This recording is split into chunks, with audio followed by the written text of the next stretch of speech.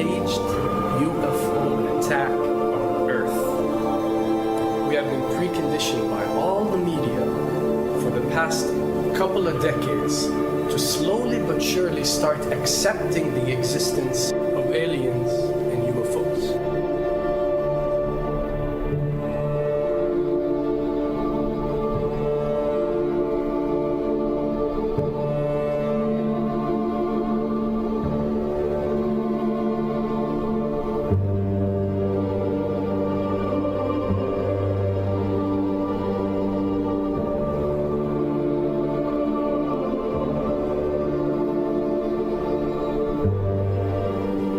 I can tell you right now that 99% of every UFO sighting that has ever taken place has actually not been an unidentified flying object, because this has always been military technologies.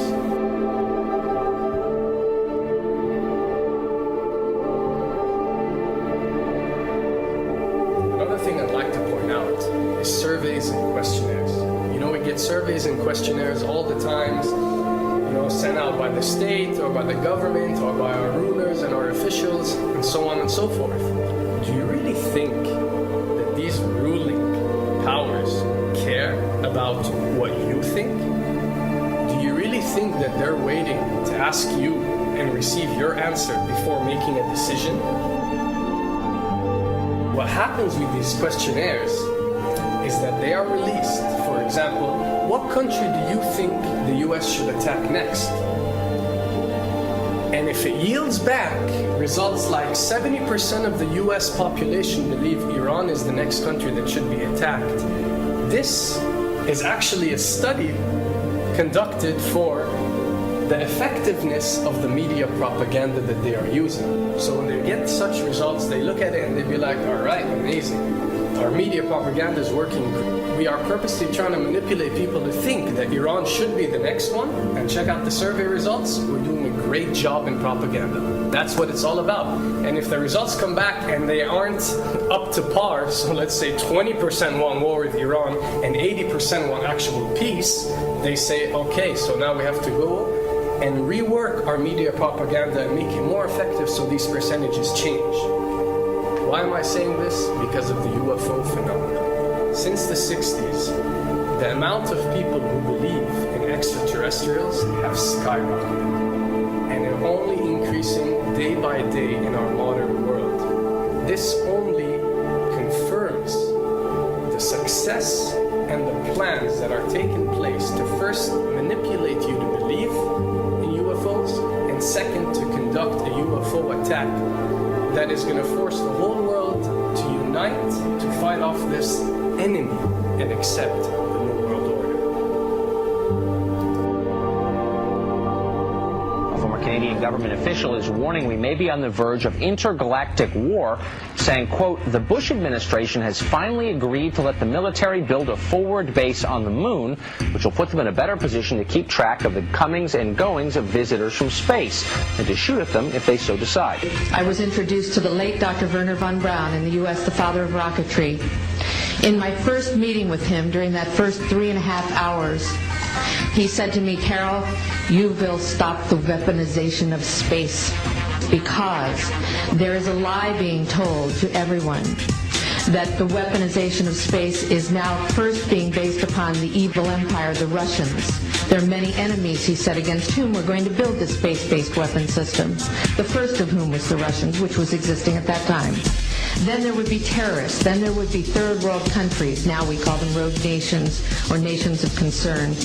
Then there would be asteroids. And then he would repeat to me over and over. And the last card, the last card, the last card would be the extraterrestrial threat. As a military strategist, as a person who worked on the MX missile, which I did later, he said, you will find that there is going to be a spin to find some enemy against whom we have to build space-based weapons, and now we should expect the spin. And that's the formula, except that it's all based on a lie. A supersonic saucer. Called the Silver Bug, it was truly revolutionary.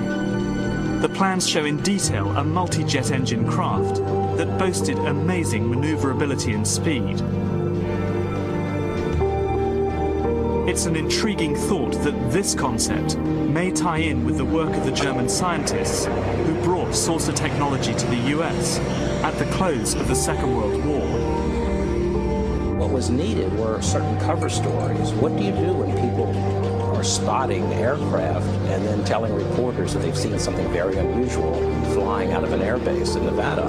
And frankly, this was the origin of a lot of the sightings that took place in the mid-50s, 1954, 55, 56, of unidentified flying objects, the UFOs.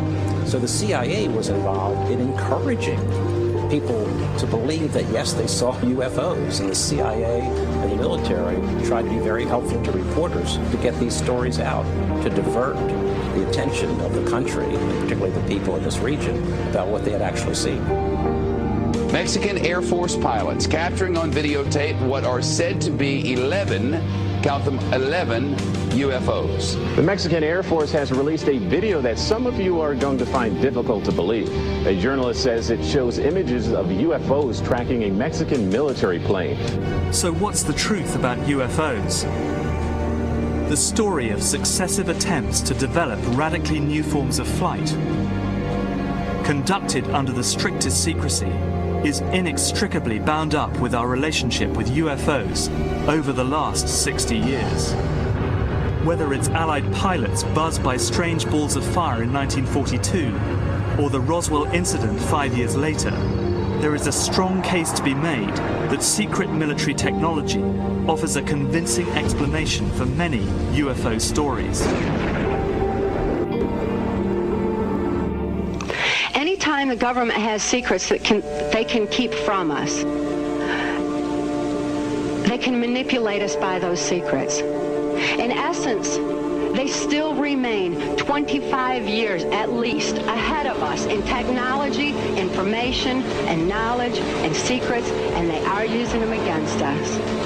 I heard over the years many times over that the plan to usher in the New World Order would be to make all the people in this country and around the world feel totally helpless to prevent the New World Order from occurring, this world dominance plan, by saying that we had been invaded by aliens, so that we would say, oh, please, UN, come in and help us all. So bear in mind that there is a plan, orchestration, to get people to be submissive through a secret technology and information that they're keeping from you under the blanket of a so-called National Security Act.